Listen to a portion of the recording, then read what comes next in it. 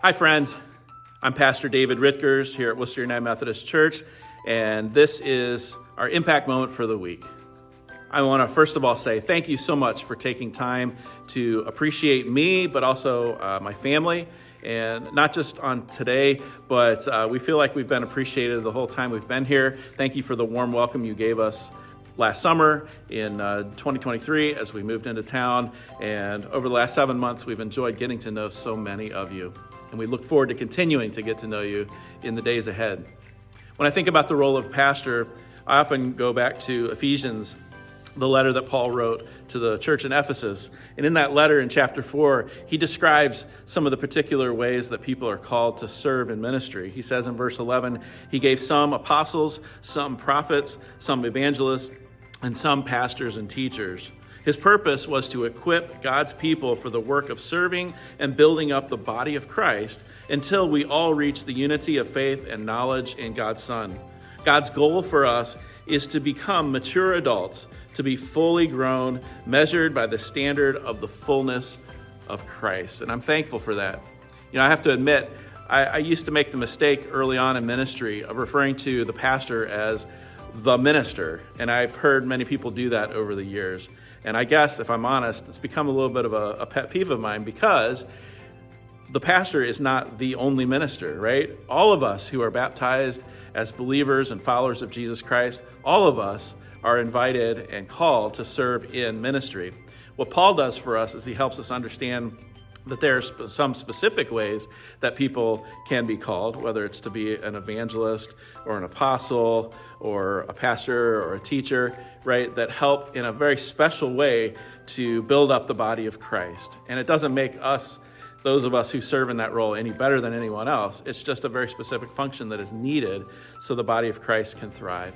And I guess what I've realized, and even just in the past few weeks, I've realized that one of the ways I really love and enjoy serving as a pastor is when I get a chance to lead small groups. Why is that? Because I get to see people's lives changed and transformed as they, think about new ideas and they have some experiences with God and wrestle with their faith. And when the light bulb goes off and they have that aha moment, it really thrills me to be able to teach.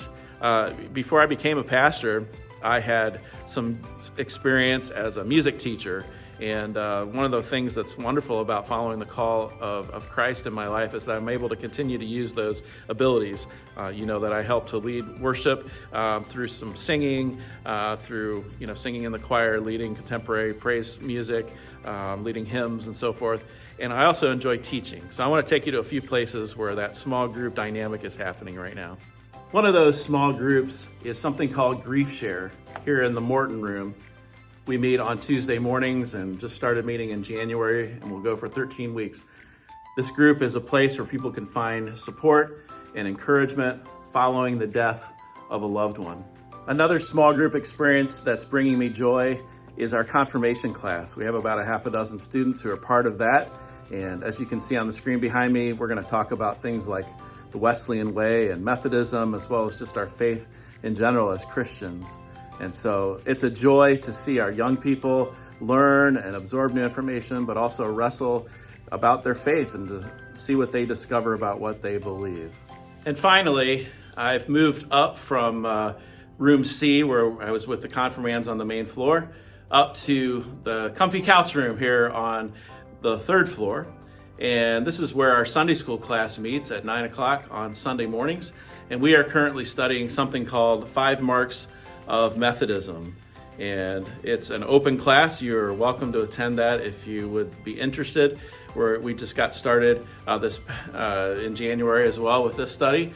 And so again, it's a joy for me to be able to teach the class along with my wife, Beth, and to be able to see people really think about in a deeper way what it is that we believe and put into practice as Christians and people called Methodists. So I'm thankful again for the opportunity to follow God's call as a pastor and to be able to live that out. And again, one of the things that brings me the most joy is to be able to, as Paul talked about, to equip the saints or equip the laity, equip the ministers for the work of God's people, because it's ministry that belongs to all of us.